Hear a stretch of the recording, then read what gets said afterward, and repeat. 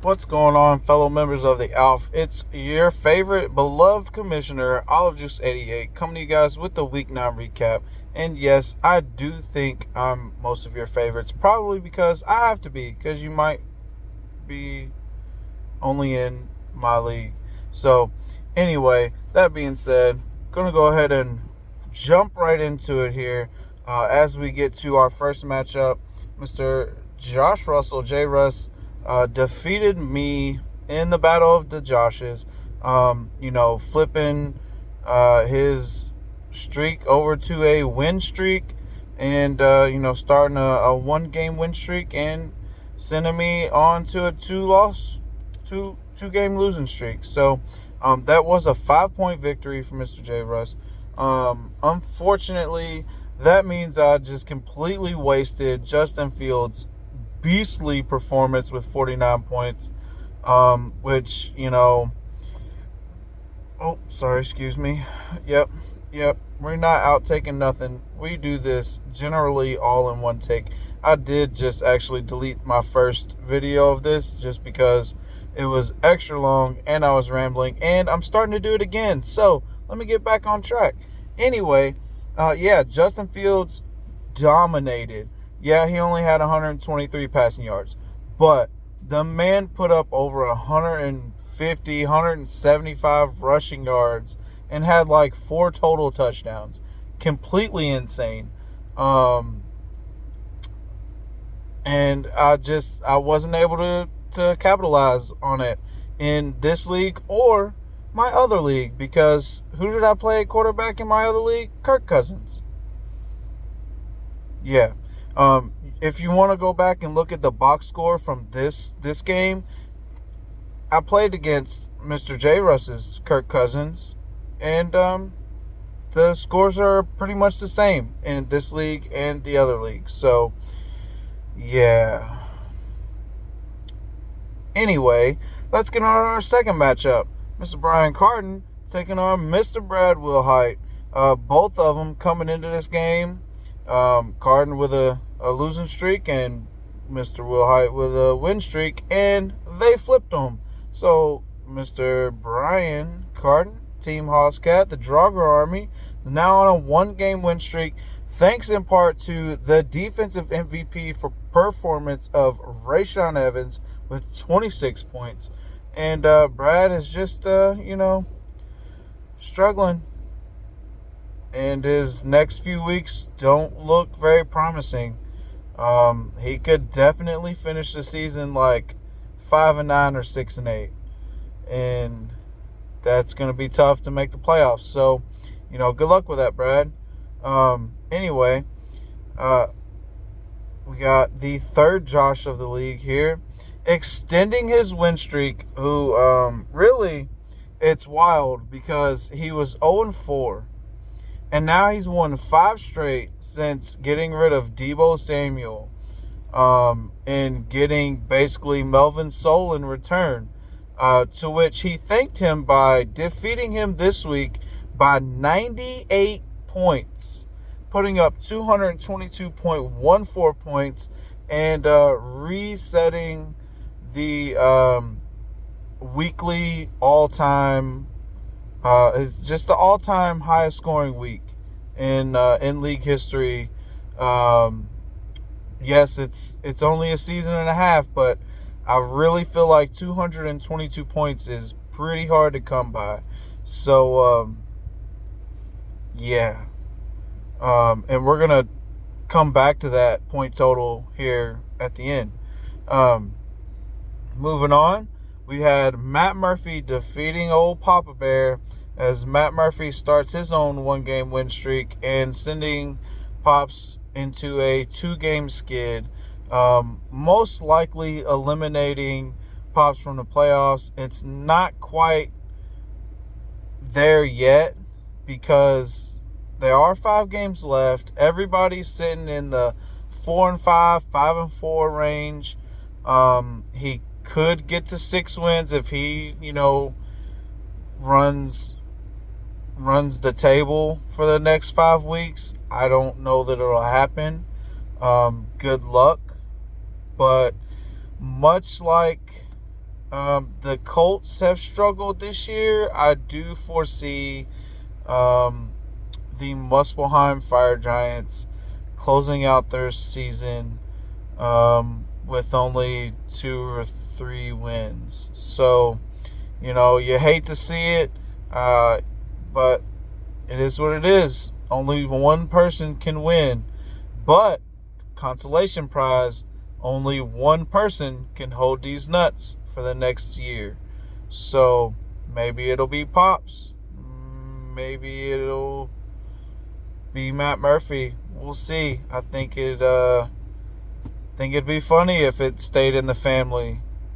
Going from Team Lethal Kindness, my brother, to my dad. So, yeah. Good luck with that. That was a 24-point victory for Matt Murphy. Thanks in large part to Cooper Kupp with his 27.8 points, who I am giving the offensive MVP. Yes, the offensive MVP does not go to anybody in Mr. Jansen's lineup because there were so many people. Like, he probably could have got zeros from a couple of guys, 2 or 3 guys, depending on who they were, and still won that matchup. So I will always lean on giving MVP awards to people who were more valuable to their team. And yeah, that's just 222 points. That's wild. So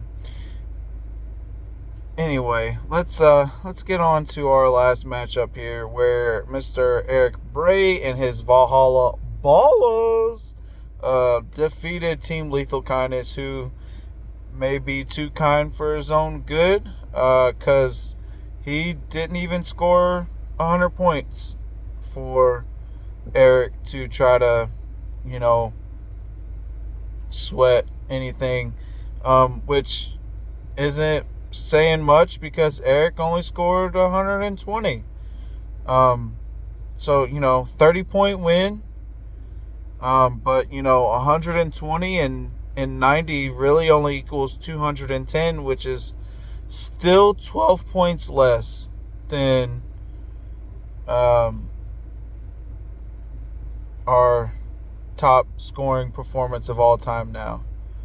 So, yeah, it could have been a 2-team against 1 match this week, and Jansen would have still won, but he probably doesn't really care much, because if anybody of you, oh my goodness, words are hard when you don't get a lot of sleep. So, if any of you have been able to decipher the code of his team name, you'll understand why he probably doesn't really care. But he seems to at least care about trying to go back-to-back, and that's probably all I'd really care about. So he's got a pretty strong case that he's making now, as he is charging pretty hard. And there's 5 games left. If he runs the table, he would set a new mark for a win streak, longest win streak. So, as much as I'd love to see that, I also was kind of hoping that he wouldn't make the playoffs. No offense, buddy. I just,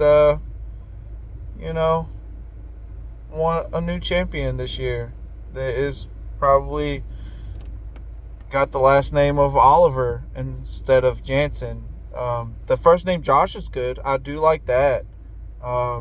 Just looking to get that trophy myself. But anyway, let's move on. All I really have for the rest of this video is just some injury news, a couple of notes to go over, just to kind of take a break from the constant league MVP, Rookie of the Year watch stuff. I'll pick up on that again here next week, and update you guys where those races may stand and all of that good stuff.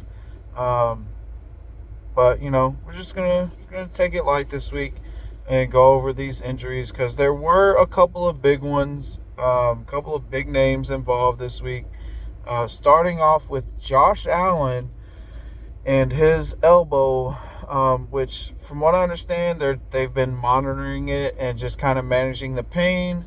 I would imagine he gets out there on Sunday, and as much as I would hate to see that since I'm playing against him this week, I do hope Josh Allen, the person, isn't too hurt. So the Bills do look like a strong contender for the Super Bowl, and I'd hate to see that get derailed by a Josh Allen injury. So good luck to him in coming back. And moving on, we've got a lesser sized human being in Romeo Doubs with a high ankle sprain, out 4 to 6 weeks. Aaron Jones sprained his ankle, I believe, this past weekend, but all the tests early in the week were negative, and they seem to be pretty optimistic of him playing this week, and I'm pretty sure he will. So there's probably not much to worry about there. DeAndre Swift looks to be maybe trending in the right direction, but it seems like they're probably going to keep a good eye on him and make sure they don't overwork him for the rest of the season, given that they are one of the worst teams in the league, and they probably want to make sure he's good to go for the rest of the year. And then we had a pretty wild one. Mark Andrews ended up being out Monday night against New Orleans, and it was kind of shocking that happened, and it kind of left me stuck looking for answers at the tight end position. But they got a bye week this week, so hopefully he comes back in week 11 and is good to go. Really hope so, because he is a big part of most of my teams, and I really need him back if I want to make playoff runs in any of these leagues. So we'll see what happens. And moving on to some injured reserve guys, we've got Elijah Mitchell designated to return. Chase Young is progressing, but it looks like he's going to be out at least another game. TJ Watt looking like he's going to return this Sunday. So, a guy that can score upwards of 40 points on any given week, coming back to a guy that just scored 220. So that ought to be fun. Buda Baker has a high ankle sprain. I don't think he's going to go to IR. They're looking at, a 2 to 3 week absence.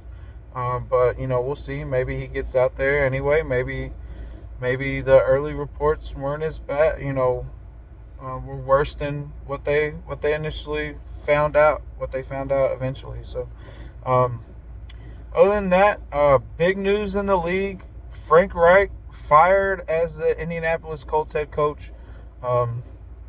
Jeff Saturday promoted to interim head coach. No coordinator, not a offensive assistant, not nothing. He's just a consultant to the team, jumping everybody else that are probably more qualified than him. The Colts are confusing right now. So, Pops, I know I told you that, if you want to come tighten up with the rest of us in Titan Nation, you'll be more than welcome. I'll welcome you with open arms. And we can rock matching Titans jerseys if you want. I don't know, whatever you'd be into.